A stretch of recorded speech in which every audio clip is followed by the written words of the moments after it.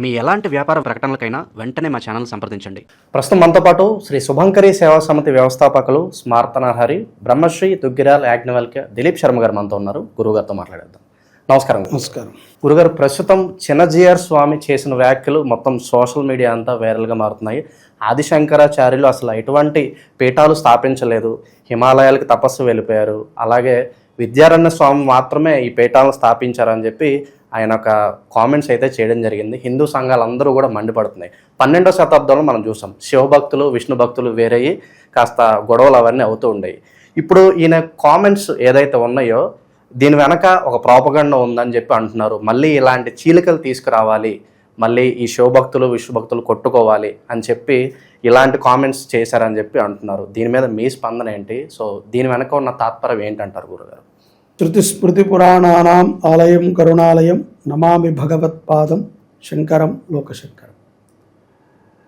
ఇక్కడ మీరు అడిగిన ప్రశ్నలో అన్ని ఛానల్ వాళ్ళు గుర్తుపెట్టుకోవాల్సింది ఏంటంటే 12వ శతాబ్దం అయితే మళ్ళీ రాదు.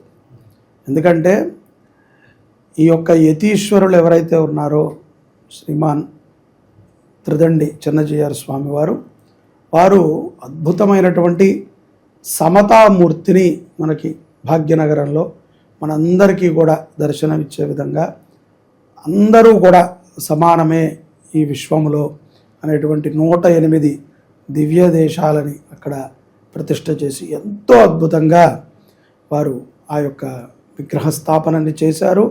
అది నిజంగా మేరు శిఖర పర్యంతం ఉంటుంది. ఆ విగ్రహం చూస్తేనే మనకు అర్థమైపోతుంది మన ధర్మం ఎంత గొప్పది. కాబట్టి వారిని మనం విమర్శించాలి అనేటువంటి ఉద్దేశం ఏ ఒక్క హిందువుకి కూడా ఉండదు. ఎందుకంటే ఆయన అందరితో కలవడిగ్గా ఉంటారు. ఎవరు పిలిచినా శివ కేశవులు ఎవరు పిలిచినా ఆయన పలుకుతారు. ఎంతోమంది వారి దగ్గర ఉన్నటువంటి వారు మాకు చెప్తూ ఉంటారు. మాకు కూడా కొంతమంది వారి దగ్గర ఉన్నటువంటి వారు తెలుసు. చాలామందికి ఉపాధి కల్పించారు, పాఠశాలలు నడిపారు. ఆయన విజయవాడ దగ్గరలో అక్కడ మనకి జగ్గైపేట దగ్గరలో వారి ఆశ్రమం ఉండేది. అట్లాగే ఎన్నో ఆశ్రమాలకి వారు వెళ్ళారు. ఎంతోమంది ఈ యొక్క సనాతన గురువులని వారందరితో కూడా వారు చక్కగా ఉంటారు. అందులో ముఖ్యంగా ఈ శంకర పరంపర వాళ్ళతో కూడా ఆయన చాలా చక్కగా ఉండేవారు. ఈ సందర్భం ఏదైతే ఉన్నదో మీరు అడిగినది అది మేము కూడా విన్నాం వీడియో. దాంట్లో వారు చెప్పింది ఏంటంటే శంకరాచార్యుల వారు శుద్ధ వైష్ణవుడు అన్నారు.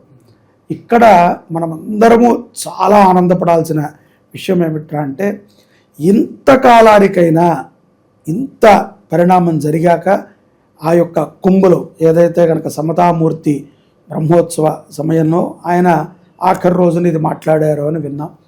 ఆ యొక్క రామానుజుల వారే వారి చేత ఈ మాట పలికించారు. ఎందుకంటే సాక్షాత్తు ఇంతకాలం ఆయన ఎప్పుడూ ఒప్పుకోలే. ఎందుకంటే శివకేశవులు భేదము ఉన్నది అనడానికి ఆయన ఎక్కడా కూడా దీని గురించి మాట్లాడటమే ఆదిశంకరాచార్యులు వారు విష్ణు సంభూతులు అన్నారు. అదే కదా మేము కూడా చెప్పేది. ఎప్పటి నుంచో ఈ యొక్క సనాతన ధర్మంలో ఉన్నటువంటి శంకరాచార్యుల వారిని ఆరాధన చేసే అందరూ శివ పరంపరలందరూ కూడా చెప్పేది ఆయనే విష్ణువు, ఆయనే శివుడు అని. ఇప్పటికీ త్రిదండి చిన్నజీఆర్ స్వామి వారు దానిని అంగీకరించారు. అది చాలా ఆనందం. ఎందుకంటే ఆయన విష్ణు సంభూతుడు అండి. విష్ణువు ఎంతో ఆయనకి ఇష్టము. ప్రతి నామంలో విష్ణు. నిజమే, మేము చెప్పేది అదే. మాకు ఆ భేదం లేదు, మేమంతా ఒకటే, మనమందరము ఒకటే అని. ఎవరో ఆయనకి ముందు వాళ్ళో వెనక వాళ్ళో లేకపోతే పక్కన ఉండేవాళ్ళో ఏదైనా రాంగ్ ఇన్ఫర్మేషన్ ఇచ్చి ఏదైనా మీ గురించి ఇట్లా అంటున్నారు, మన గురించి మన వైష్ణవుల గురించి అని అన్నారో మనకు తెలియదు. గురుగారు, కొంతమంది ప్రస్తావన ఏంటంటే ఇక్కడ ఆదిశంకరాచార్యుల వారు శుద్ధ వైష్ణవుడు అని చెప్పారు. ఇక్కడ లోపలే ఇక్కడ శివతత్వాన్ని నశింపజేయాలి అనే ఒక తాత్పర్యం ఉంది, కావాలనే ఈ సెన్స్తో అన్నారని చెప్పి అంటున్నారు. దీనికి ఏమంటారు? అది మనం 100కి 1000% ఖండించవచ్చు. ఎందుకంటే ఆయన ద్వారా శ్రీమాన్ త్రిదండి చిన్నజీఆర్ స్వామి వారి దయ వల్ల యథార్థంగా శంకరం లోకశంకరం, ఈ లోకానికి ఆదిశంకరాచార్యుల వారు మన హిందువులు ఎక్కడ ఉంటే అక్కడ రామానుజుల వారైనా తెలియకపోవచ్చేమో కానీ ఆదిశంకరాచార్యుల వారైతే తెలిసే అవకాశం 100కి 100% ఉన్నది. ఎందుకంటే 18 శక్తిపీఠాలు, మీరు సుప్రసిద్ధ క్షేత్రములు పూరి ఏది వెళ్ళండి, విష్ణు క్షేత్రాలు, శైవ క్షేత్రాలు, అమ్మ క్షేత్రాలు, గణపతి క్షేత్రాలు, గురు క్షేత్రాలు, ఆఖరికి ఎందుకు ఎటువంటి క్షేత్రము కాదు అన్నటువంటి నదులు వెళ్ళే ప్రాంగణంలో కూడా కైలాస మానస సరోవరానికి కూడా శ్రీమాన్ చిరంజీవి స్వామివారు వెళ్ళారు. మానస సరోవర క్షేత్ర యాత్ర చేశారు. నాకు ఈ వీడియోలు అవి కూడా నేను చాలాసార్లు చూశాను. సో ఆయనకి శివతత్వం చాలా ఎక్కువగా ఉంది. ఆయన అంటే ఒప్పుకోకనే ఆయన ఒప్పుకున్నారు. ఆదిశంకరాచార్యుల వారే విష్ణువు అని ఈ శుభ సందర్భంగా చెప్పారు. ఇక్కడ ఆనందించాలి. ఇక్కడ మనము ఆయన మాట్లాడిన మాటల్లో తప్పులు వెతకాలి అంటే, ఏదైనా మనం వెతకాలి అంటే 1-2 పదాలు ఆ యొక్క వేదిక మీద ఆయన వాడరాని పదాలు ఏమన్నా వాడుంటారు. ఎక్కడ విద్యారణ్యుల వారు ఒక గైడ్ లాగా ఉన్నారు అని, అది తప్పు. ఎందుకంటే విద్యారణ్యుల వారు మీ గురువుల కంటే కూడా గురువు, అంటే అంత పెద్ద గురుస్థానంలో ఉన్నారు. అటువంటి గురువులని మనము కించపరిచే విధంగా మనం మాట్లాడటం మన సంస్కారం కాదు. అందున వారు మాట్లాడకూడదు. ఎవరో చేతకాని వాడు మాట్లాడాడు, బుద్ధి జ్ఞానం లేనివాడు అంటే సూపర్, వాడికి తెలియదు. కాబట్టి ఇంతమందిని గైడ్ చేసేవారు. ఇప్పుడు ఆయన సఫలయాత్ర అని చెప్పి ఒక పాదయాత్ర చేస్తున్నారు, ఎన్నో ధార్మిక కార్యక్రమాలు. ఇంకొక విషయం వారికి కూడా తెలుసు, వారు ఏదైతే సమదామూర్తిని పెట్టారో ఆ మూర్తి స్థాపన చేసినప్పుడు ఎంతమంది వైష్ణవ స్వాములు వచ్చారు, ఎంతమంది శివ సన్యాసులు, అంటే ఈ యొక్క శివ పరంపరలో ఉండేటువంటి శంకరాచార్య పీఠాల నుంచి వచ్చారు అనేది ఆయన దగ్గర డైరీ ఉంటుంది, ఫోటోలు ఉంటాయి, చూసుకోవచ్చు. అలాగే ఈ చతుర్ముఖ పీఠాలు స్థాపించింది విద్యారణ్యుల వారే. మళ్ళీ శంకరాచార్యుల వారు హిమాలయాలకు వెళ్ళి తిరిగి రాలేదు అని చెప్తున్నారు. అసలు చరిత్ర ఏం చెప్తుంది? అసలు ఎవరు స్థాపించారు గురుగారు? ఈ యొక్క ఏదైతే కనుక చతురామ్నాయ పీఠాలు ఉన్నాయో ఇవి ధర్మ స్థాపనార్థమై ఆదిశంకరాచార్యుల వారు వారి యొక్క శిష్య పరంపరలు, నలుగురు తోటకులు అలాగే శుకులు ఎవరైతే కనుక శిష్యులు ఉంటారో, 9 శిష్యులు మనం చిత్రపటం చూస్తూ ఉంటాం కదా, ఆ 9 శిష్యులకి కూడా మనకి ఏదైతే బద్రికలో ఉన్నటువంటి ఆశ్రమం కానీ లేకపోతే శృంగేరిలో ఉన్నది కానీ, ఇక్కడ ఉత్తరములోనే మనకి 3 పీఠాలు ఉన్నాయి. ఈ 3 పీఠాల వారికి కూడా ఆ శిష్యులకి బాధ్యతను అప్పచెప్పడం అనేటువంటిది మనం శంకర విజయంలో చూసుకోవచ్చు. అక్కడ చెప్పారు ఆయన ఏదైతే కనుక ఆయన ఎక్కడైతే ఆయన కాలడీలో ఆయన జన్మ చేశారో శంకరాచార్యులు, అక్కడ నుంచి తన యొక్క జీవితంలో అన్నిటినీ బాగు చేసుకుంటూ, అంటే సమాజాన్ని బాగు చేసుకుంటూ వారి యొక్క కర్తవ్యాన్ని ముగిసే టైంకి కేదార్నాథ్కి వచ్చారు. అక్కడికి వచ్చి అక్కడ వారి అనుష్ఠానం తర్వాత కేదార్నాథ్ నుంచి ఆయన అదృశ్యమైనట్టుగా భావించి రీసెంట్గానే గత కొన్ని సంవత్సరాల కిందటే శ్రీమాన్ నరేంద్ర మోడీ గారి ఆధ్వర్యంలో కేదార్నాథ్ దేవాలయం వెనకాల శంకర నిలయము అని చెప్పి అక్కడ ఆయన ఏదైతే కనుక వస్త్రాలని దండాలని వదిలారో ఆ ప్రదేశాన్ని ఒక మ్యూజియంలా తయారు చేసి అక్కడ ఒక పెద్ద శంకరాచార్యుల వారిని పెట్టారు. వారు చెప్పిన మాటలో యథార్థంగా ఆయన వెనక్కి వచ్చారని ఎవరూ చెప్పలా. మరి ఆయనకి ఎవరు చెప్పారో, ఎవరైనా వెనక్కి వచ్చారని ఆయనతో ఎవరైనా అన్నారేమో మేము అనుకుంటున్నామని. మా అందరికీ కూడా తెలుసు, శంకరాచార్యుల వారు వెళ్ళారు తప్ప మళ్ళీ వెనక్కి రాలేదు అని అందరికీ తెలుసు. కానీ వారు వెళుతూ చేసినటువంటి సత్సంగము, శిష్యులతో మాట్లాడినది, శిష్యులు ఆ తర్వాత ఈ యొక్క బదరికా ఆశ్రమం కానీ శృంగేరి ఆశ్రమం కానీ ఏదైతే ఉత్తరములో ఉన్నటువంటి మిగతా ఆశ్రమాలకు కానీ ఆ యొక్క శిష్యులు ఆ యొక్క విధి విధానముతో ఆ యొక్క చంద్రమౌళీశ్వర స్థాపనని పెట్టి అక్కడ ఆ యొక్క నిత్యము ఈ శివారాధన జరిగితే అస్మద్ గురుదేవులు ఎవరైతే ఆదిశంకరాచార్యులు ఉన్నారో వారి యొక్క పరంపరని మనం కొనసాగించిన వాళ్ళం అవుతాము అనేటువంటి ఒక ఉద్దేశంతో నాటి నుంచి నేటి వరకు కూడా ఈ చతురామ్నాయ పీఠాల్లో శివార్చన అనేటువంటిది విధి విధానంగా జరుగుతోంది. దాన్ని ఇంతవరకు ఏ ప్రకృతి ఆపలేకపోయింది. కాకపోతే మీరు దీంట్లోనే పంచాయతనం గురించి మాట్లాడారు. ఇక్కడ బాగా గుర్తుపెట్టుకోవాలి, వాళ్ళు చంద్రమౌళీశ్వరార్చన అన్నారు తప్ప, లేకపోతే వాళ్ళకు ఉన్నటువంటి ఆ దేవతార్చన అన్నారు తప్ప పంచాయతన దేవతా పూజ అని అన్నా. విద్యారణ్యుల వారు పంచాయతనము గురించి చెప్పిన మాట వాస్తవం. పంచాయతనము అంటే శివుడు, గణపతి, అంబిక, విష్ణువు, సూర్యనారాయణ, దీనితో కూడుకున్నటువంటి ఆరాధనని శివారాధకులందరూ చేయటం ఉత్తమం అనేటువంటిది సాధనా గ్రంథ మండలిలో ఉంది. అలాగే దేవతార్చన అనేటువంటిది ఈ యొక్క సాంసారికమైనటువంటి శ్రోత్రియులకు కానీ వేద పండితులకు కానీ స్మార్తులకు కానీ ఉండింది. సో ఈ దేవతార్చన అనేటువంటిది కొన్ని వందల సంవత్సరాలు వేల సంవత్సరాల నుంచి ఆచారం ఉండేది. దాంట్లో ఏమి ఉండదు, ఒక చిన్న శివలింగం ఉంటుంది, అలాగే ఒక చిన్న అంబికా అమ్మవారు, ఒక చిన్న గణపతి, అంటే అవన్నీ రాళ్ల రూపంలో ఉంటాయి. అలాగే విష్ణువు, గణేశ, అంబిక, విష్ణు, లక్ష్మీనారాయణ స్వామివారి యొక్క ఆరాధన ఉంటుంది. దీనికి పంచాయతన పూజను చేస్తూ ఉంటారు.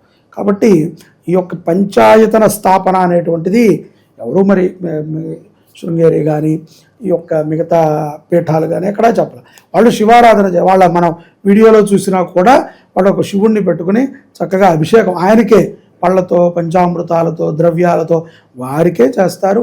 అమ్మవారికి ఒకదానికి విగ్రహాలకి వాటికి ఆరాధన చేస్తారు.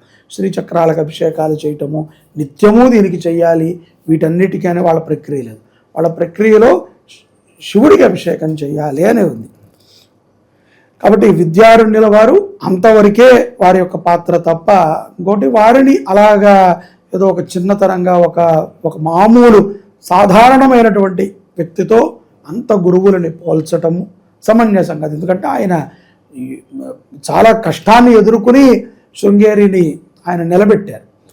అందువరకైనా మనం గౌరవించాలి ఆయన్ని మన సనాతన ధర్మంలో. అలాగే శంకరాచార్యుల వారు కూడా ఎన్నో గుళ్ళు రామానుజుల వారు కూడా ఎప్పుడైనా ఆయనే అన్నారు కదా, ఎప్పుడైనా పొరపాటున కొంచెం అటు ఇటుగా మాట్లాడేవారు తప్ప విష్ణువు గురించి ఈయనైతే శుద్ధ వైష్ణవుడు అని. నిజంగా ఆనందదాయకం. శ్రీమాన్ శ్రీ శ్రీ శ్రీ త్రిదండి జన్నజీఆర్ స్వామివారు అంత గొప్పగా మనందరి యొక్క ఆది శంకరాచార్యుల వారిని విష్ణువుతో పోల్చడం. శివాయ విష్ణు రూపాయ శివరూపాయ విష్ణవే, శివాయ విష్ణు రూపాయ. శ్లోకం ప్రారంభంలోనే శివుడే విష్ణువు, విష్ణువే శివుడు అని ఉంది. దానినే మేము చెప్తున్నాం. ఆయన ఎలా ఒప్పుకోవాలో తెలియక ఇలా ఒప్పుకున్నారో అని నేను భావిస్తున్నాను. కొందరు పండితులు ఏం చెప్తున్నారంటే గురుగారు, ఆయన కామెంట్స్ అయితే చేశారు, దీని వెనక కొందరి మత పెద్దలు కావచ్చు, కొంతమంది పెద్దవాళ్ళు ఉండి ఇలా హిందువుల్లో చీలిక తీసుకురావాలని చెప్పి వెనకుండి కామెంట్స్ చేయిస్తున్నారని చెప్పి ఒక వాదన అయితే ఉంది. దీని గురించి ఏమంటారు? ఒక విషయం అండి, నేను ఫస్ట్లోనే చెప్పాను, ఆయన ఒక గురు పరంపరలో ఉన్నారు. శ్రీమాంత్ చిన్నజీఆర్ స్వామి వారు ఒక గురు పరంపరలో ఉన్నారు. ఎంతోమందికి ఆదర్శనప్రాయం ఆయన, ఎంతోమందికి గురువు ఆయన. ఎన్నో కుటుంబాలకి, ఎన్నో వంశాలకి తరతరాలుగా కూడా మనం చూస్తే కనుక మన ముఖ్యమంత్రి గారు కూడా, పోయిన ముఖ్యమంత్రి గారు కూడా ఆయన దగ్గర దాని పేరేంటి శంఖచక్రాలను వేయించుకున్నారు కేసీఆర్ గారు అని మనకి చూపించారు. ఆయన ఒక వీడియోలో కూడా చెప్పారు. అప్పటి నుంచి ఆయన అందరినీ షేమ్ చేసుకుంటూ వచ్చారు. ఇలాంటి ఒక చిల్లర రాజకీయం, ఒక చిల్లర ఇది, ఎందుకంటే ఇది ఇంత మతద్రోహం వారు చేస్తారని నేను అనుకోవట్లా. వారు ఇటువంటి వారు అని నేనైతే ఎప్పటికీ విశ్వసించలేను. అస్మద్ గురువులు ఏదైతే స్థానంలో ఉంటారో అదే స్థానంలో ఇప్పటికీ మీరు మా శుభంకరి పీఠానికి రండి, మా దగ్గర ఒక గురుమండల పూజ జరుగుతుంది ఆషాఢ మాసంలో.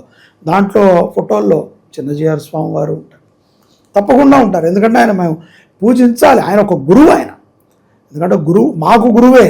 ఏదో గురువు ఒక్కొక్కసారి ఏదైనా ఒక మాట చెప్పారంటే దాని అర్థము వేరు. కొంతమంది ఒప్పుకోలేక మొహమాటానికి ఒప్పుకునే సందర్భం వచ్చిందనంటే నేను ఒప్పుకుంటా. ఏదో బలవంతంగా ఒప్పుకున్నట్టయితే లేదు. ఆయన ఆత్మసంతృప్తిగా ఆదిశంకరాచార్యులు వారే విష్ణువు అన్నారు. నెక్స్ట్ ఆయన ఎప్పుడైనా వీడియోలో విష్ణువే ఆదిశంకరాచార్యులు వారు అని అంటారు, అది కూడా మనం వింటాము.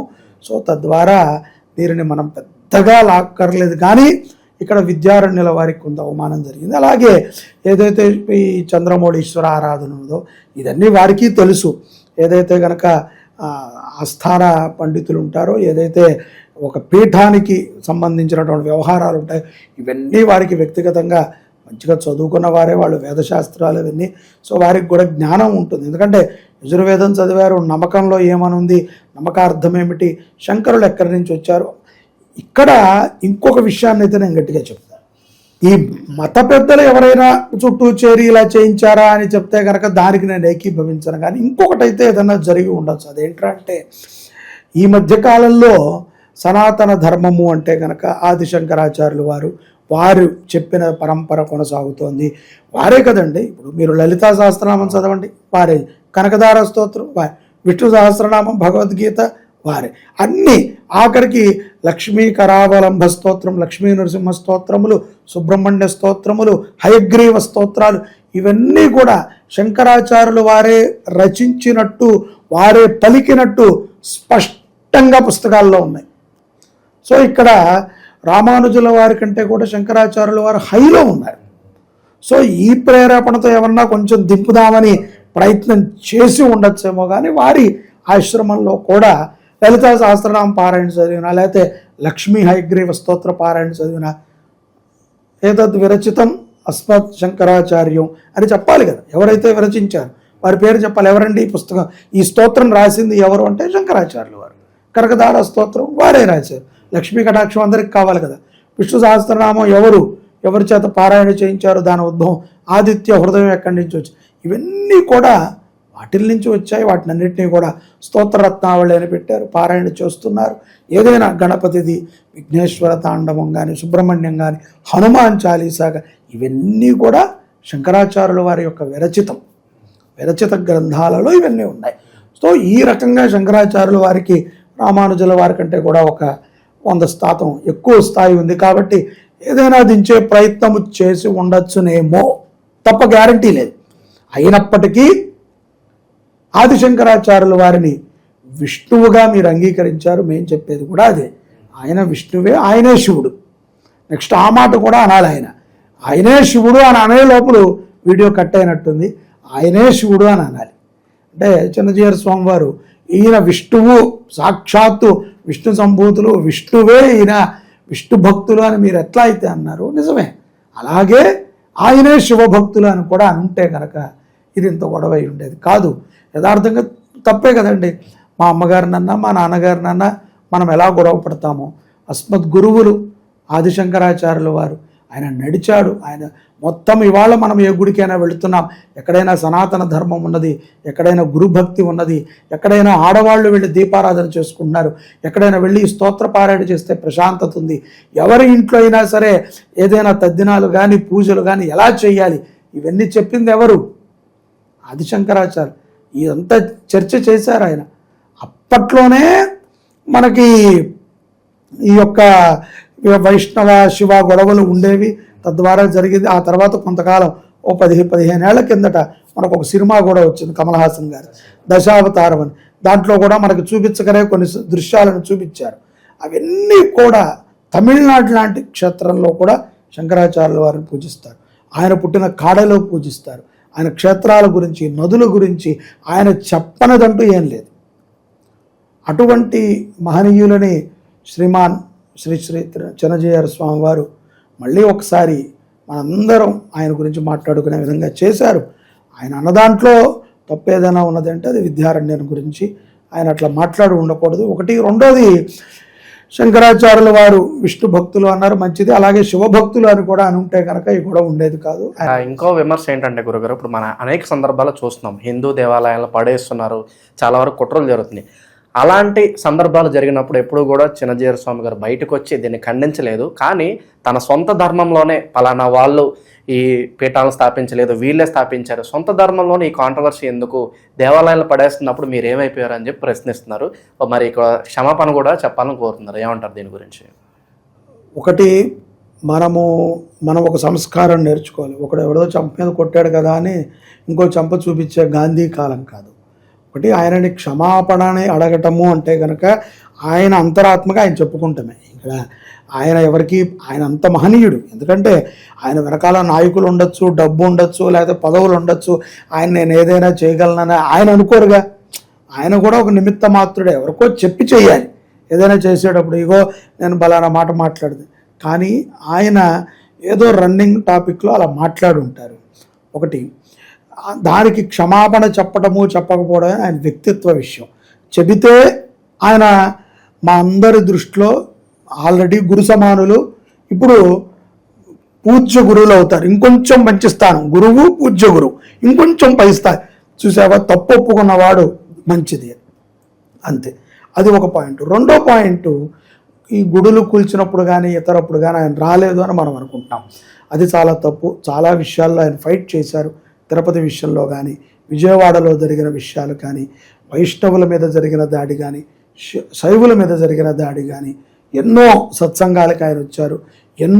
ఎంతో మందితో పాటు సనాతన హైందవ పోరాటకులతో పాటు ఆయన వేదిక పంచుకున్నారు. ఎంతోమందిని ఆయన ప్రోత్సహించారు, వాళ్ళకి గైడ్లైన్స్ ఇచ్చారు, వాళ్ళకి ఇంటర్వ్యూలు ఇచ్చారు. సో అందుకని అది ఎవరైనా ఒకవేళ అలా అనుకుని ఉంటే కనుక వాడికి సరిగ్గా జ్ఞానం లేదని అర్థం. అంటే ఏదో మీడియాలో కనబడి ఉండకపోవచ్చు ఆయన, బట్ ఆయన బ్యాక్గ్రౌండ్లో ఆయన ఏం చేయాలో చేశారు. దాని పేరేంటి, ఇంకొక ఆయన దగ్గర ఇంకొక పీఠాధిపతి ఉంటారు చిన్నవారు, వారి పేరు అహోబిల మఠాధిపతి, ఆయన్ని పంపిస్తూ ఉంటారు. ఆయన దగ్గర అహోబిల స్వామివారు ఒక ఆయన ఉంటారు, ఆయన వెళుతూ ఉంటారు. ఆయన కూడా చాలా విషయాల్లో వారిని పంపిస్తూ ఉంటారు, మీరు వెళ్ళి మాట్లాడండి, ఇలా చెప్పండి, వాళ్ళకి సపోర్ట్ చేయండి. కాబట్టి వాళ్ళు సపోర్ట్ చేయలేదనేది అనకూడదు. కాకపోతే ఎక్కడ మనకు కనిపించి ఉండరు, ఎవరికో వాళ్ళకి కనిపించి ఉండకపోయింది. ఎందుకంటే చాలా పెద్దవారు కదా, వాళ్ళు ఏం చేయాలో వాళ్ళు కొంతమంది ముందుకు వస్తారండి. కొంతమంది శృంగేరి వారు వచ్చారు, ఎక్కడైనా గొడవ జరిగితే రాలేదు కదా. కంచిపీఠాధిపతి వచ్చారా, వాళ్ళు బ్యాక్గ్రౌండ్లోంచి వాళ్ళు పొలిటికల్గా ఎవరికి చెప్పాలో, వాళ్ళు పెద్దవాళ్ళకి ఎవరికి చెప్పాలి, ఇది మంచిది కాదయ్యా అని వాళ్ళు నాయకులతో చెప్పి చేస్తారు. అంతే తప్ప ఏదో నీలాగా నాలాగా కర్ర పట్టుకునే పోటు కొడతాను అంటే వాళ్ళకు ఉన్న దండం దానికి కాదు. వాళ్ళు త్రిగుణ గుణాలు కూడా కంట్రోల్లో ఉండడానికి త్రిదండం ఉంటుంది. ఎవరికైతే కనుక మిగతా వాళ్ళు దండం పట్టుకుంటారు, ఎవరినో కొట్టడానికి ఫైట్ చేయడానికి కాదు, ధర్మదండం అది. సుదర్శన చక్రం ఎంత సమానమో, శివుడి చేతిలో త్రిశూలం ఎంత సమానమో, అదే కదా చెప్పేది, అమ్మవారి చేతిలో ఖడ్గం ఎంత సమానమో అలాంటి సమానమే యతీశ్వరుల చేతిలో యొక్క దాన్ని. ఊరికనే ఉంది కదా అని చెప్పి ఊరిని అందరిని పొడుస్తూ ఉంటారు దాన్ని, అది అంతే అలా ఉంటుంది. సో ఆయన నాకు తెలిసి అలాంటి విషయాల్లో ఆయన ఇన్వాల్వ్మెంట్ అవుతారు, చెప్తూ ఉంటారు కూడా. మొత్తానికి మంచి విశ్లేషణ అందించారు గురుగారు. మొత్తానికి ఎవరైతే చూస్తున్నారో మా దేవుడు గొప్ప అంటే మా దేవుడు గొప్ప, కొంతమంది అజ్ఞానులు ఇప్పటికీ ఉన్నారు, వారందరికీ కూడా మంచి మెసేజ్ అయితే ఇచ్చారు. శివుడే విష్ణువు, విష్ణువే శివుడు అనే ఒక మంచి సందేశాన్ని అయితే అందించారు. ఇప్పటికన్నా హిందువులందరం కూడా ఏకంగా ఉండాలి, ఒక తాటి మీద ఉండి ముందుకెళ్ళాలని చెప్పి మనస్ఫూర్తి కోరుకుంటున్నాను. ఇంకొకటి, మనము దీని నుంచి మిగతా ఎవరైతే కనుక ట్రోల్ చేసేవాళ్ళు ఉంటారో, ఎవరైతే దీన్ని క్యాష్ చేసుకునే వాళ్ళు అనుకుంటారో, అది ఏమాత్రం మంచిది కాదు. ఇది మనం బాగా గుర్తుపెట్టుకోవాలి. ఎక్కువగా ఈ మధ్యన మనలో మనమే దాడి చేసుకునే విధంగా తయారైంది. ఆయన అన్నమాట వాస్తవం. దానిని మనము ఎంత స్మూత్గా కట్ చేయగలిగితే అంత మన ధర్మాన్ని మనం కాపాడుకున్నట్టు. ఊరికనే దీని గురించి యుద్ధాలు చేసేసి రోడ్ల మీదకి వెళ్ళిపోయి ఇతర మతస్థులకి ఇతరులకి మనం అవకాశం ఇవ్వకూడదు.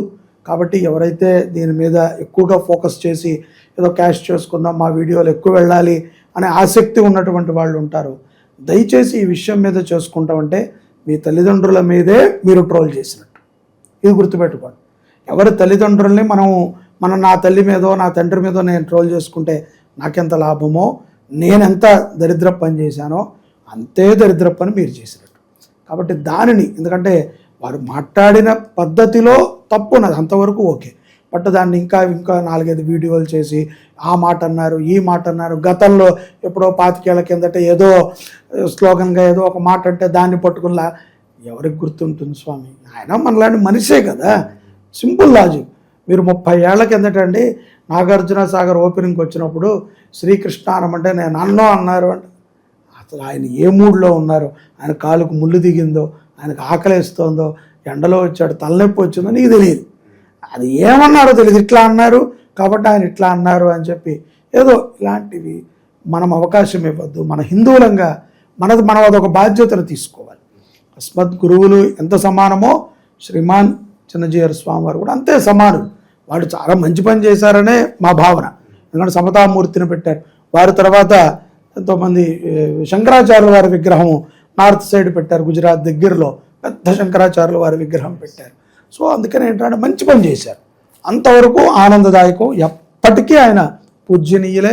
ఎంతోమంది బ్రాహ్మణోత్తముల్ని పండితులని తయారు చేశారు, ఎంతోమందికి భుక్తిని కల్పిస్తున్నారు. ముఖ్యంగా హిందూ ధర్మం కాపాడబడుతోందంటే ఏదో మన ఛానల్స్ వల్ల లేదా మన డిబేట్స్ వల్ల కాదండి. అలాంటి వాళ్ళు ఎంతోమంది, ఆయన పిలిస్తే ఎంతోమంది వస్తారు. ఆయన ఈ ఎలాంటి స్థితిలో ఉన్నా ఆయన రేపు నేను మాట్లాడుతున్నాను అంటే మీడియా అంతా వస్తుంది, నువ్వు నేను మాట్లాడితే వస్తుందా, డబ్బులు ఇచ్చి పిలిపించుకోవాలి. సో ఆయన వెనకాల వ్యక్తులు ఉన్నారు, వ్యవస్థ ఉన్నది. ఆయన మాటకి రెస్పెక్ట్ చేస్తారు, బట్ ఆయన ఇలా మాట్లాడకూడదు అంతే. అందుకని కొంత జాగ్రత్త పడి ఉంటే బాగుండేది. బట్ ఆయన గ్రహస్థితి, ఆయన టైం బ్యాడ్ అనేది మనం అనుకుంటాం కంటే ఆయన ద్వారా బాగా గుర్తుపెట్టుకోండి. ఆయన ద్వారా శ్రీమాన్ చిన్నజీయర్ స్వామి వారి ద్వారా అసలు 4 ఆమ్నాయ పీఠాలు ఉన్నాయి. ఈ పీఠాల్లో శివలింగాలు ఉన్నాయి. ఇప్పుడు నేను కూడా దీని గురించి చాలా రీసెర్చ్ చేశాను. ఇప్పుడు చాలా మంది యంగ్ జనరేషన్ కూడా శంకరాచార్యుల గురించి ఇంకా గొప్పగా తెలుసుకునే అవకాశం ఉంటుంది కదండి. ఆయన ద్వారా ఓకే శంకరాచార్యుల వారు 32 ఏళ్ళే బతికారట అన్న విషయం పబ్లిక్కి వెళ్ళిపోయింది. ఒక మంచి మెసేజ్ మనం చెప్తే గుర్తుండదు, ఎన్ని సంవత్సరాలు అంటే గుర్తుండదు. ఇది మెమొరీలోకి వెళ్తుంది జ్ఞానం ఉన్నవాడు. రెండోది ఏం వెళ్తుందంటే ఈయన ఒక 4 పీఠాలు స్థాపించారట అని, ఒక 4 మూలలు ఉన్నాయట, వీటిలో కంచె శృంగేరి అదే ఆదిశంకరాచార్య పరంపర కొనసాగుతుందిట అని ఫ్రీ అడ్వర్టైజ్మెంట్ శైవులకి చేశారు ఆయన. సో అందుకని ఆయన శివాయ విష్ణు రూపాయ శివరూపాయ విష్ణువే. మేము ఎట్లా మా రూపాలు ఉంటాయో మా కంచి పరంపరలో, మా యొక్క శృంగేరి పరంపరలో మా గురువులు ఎలా ఉంటారో అలాంటి రూపమే వారిది.